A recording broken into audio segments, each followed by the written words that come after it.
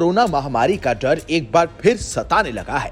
2019 की तरह ही 2023 के अंत में भी कोरोना का नया स्ट्रेन JN1 तेजी से फैलने लगा है। बात यहां तक पहुंच गई है कि WHO ने कोविड के इस नए वेरिएंट को लेकर एक बड़ी चेतावनी दी है। विश्व स्वास्थ्य संगठन यानी WHO ने JN1 कोविड स्ट्रेन को वेरिएंट ऑफ इंटरेस्ट के रूप में घोषित कर दिया है। वेरिएंट ऑफ इंटरेस्ट के रूप में घोषित करने के बाद अब वैज्ञानिक इसकी निगरानी करेंगे। ये देखेंगे कि ये कितना तेजी से फैल सकता है, कितना बीमार बनाता है और क्या इस पर वैक्सीन असर करती है या नहीं। लेकिन JN1 को वेरिएंट ऑफ इंटरेस्ट घोषित करने के साथ साथ WHO ने यह भी कहा है कि अभी इससे सार्वजनिक स्वास्थ्य को ज्यादा खतरा नहीं है।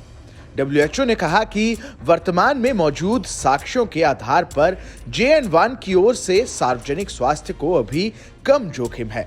रॉयटर्स की एक रिपोर्ट के मुताबिक WHO ने कहा कि मौजूदा टीके JN1 और कोविड-19 वायरस के अन्य वेरिएंट से होने वाली गंभीर बीमारी और मृत्यु से रक्षा करने में सक्षम है।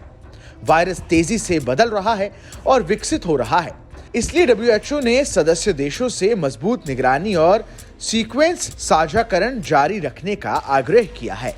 अब तक अमेरिका, चीन, सिंगापुर, भारत और कुछ यूरोपीय देशों में JN1 के मामले देखे गए हैं। बात देश की करें तो कोरोना के JN1 वेरिएंट के मामले भारत में भी मिले हैं। इसने देश में एक बार फिर कोरोना के बढ़ते मामलों को लेकर चिंता बढ़ा दी है। केरल में इसके मामले देखे गए हैं, जिसके बाद राज्य सरकार अलर्ट पर है। केरल के स्वास्थ्य मंत्रालय ने सभी अस्पतालों में मास्क पहनना अनिवार्य कर दिया है। रिव्यू मीटिंग के दौरान ये फैसला लिया गया। देश में इस समय कोरोना के 1970 एक्टिव मामले हैं, जिनमें से 1749 केरल में देखने को मिले हैं। सोमवार को 142 नए मामले सामने आए, जिसमें से 115 केरल से थे। आपको बता दें कि भारत के साथ साथ चीन, सिंगापुर, इंडोनेशिया, फिलीपींस और मलेशिया में भी कोविड के मामले बढ़ रहे हैं।